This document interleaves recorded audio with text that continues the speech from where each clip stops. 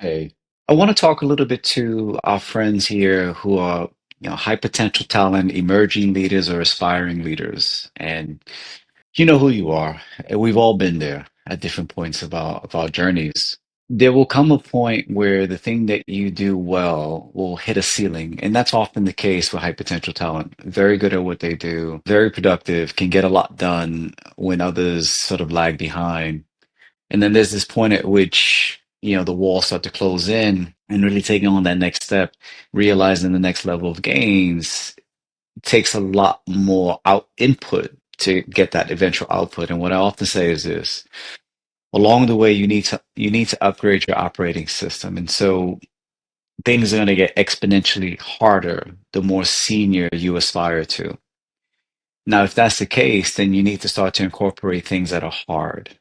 So when I look at no matter where they are in the world, whether they're here in the UAE or somewhere else in the wider GCC, or whether one of my senior leaders in APAC region or EMEA or North America, what a lot of them have in common is in their week, they've built in some kind of system of something hard.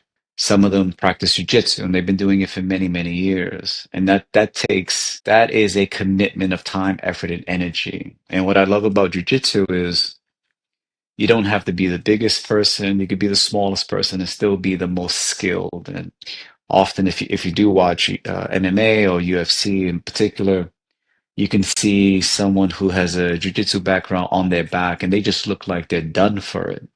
What's beautiful about jujitsu is you can fight off your back because you're looking for the point at which leverage changes in your direction. And from your back, you can submit someone into an armbar. And it's just a beautiful thing to see.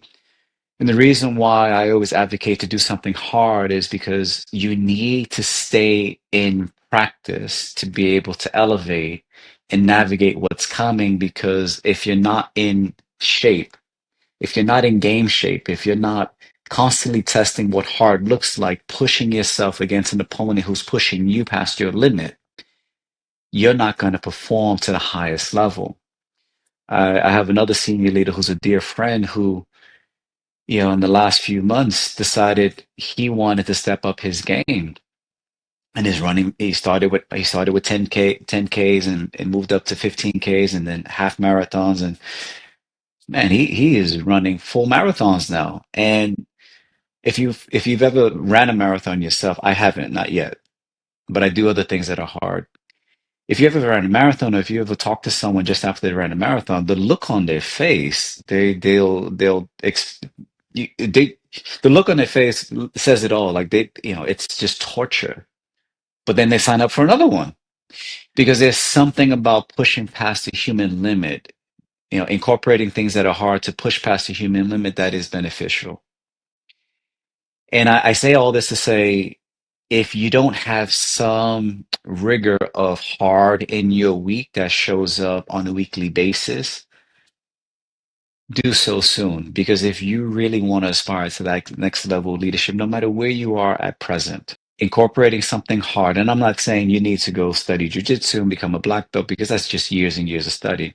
Though if it speaks to you on a personal level, by all means.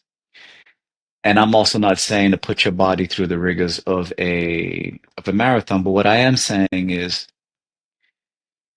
go to the gym, get on the heavy bag, go a couple of rounds sparring, see what it's like to throw a punch and take a punch. Like you don't have to take on a full sport and commit as a professional, but do things that are hard that take you outside your comfort zone. Because fundamentally, that's what I'm saying.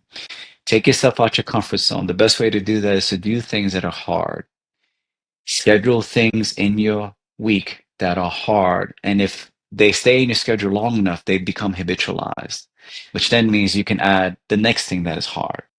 Then it socializes again and it becomes a habit, and so on and so forth. And this is really what I'm saying because if you are battle tested and you're able to strengthen your resolve, you'll be ready for that next challenge.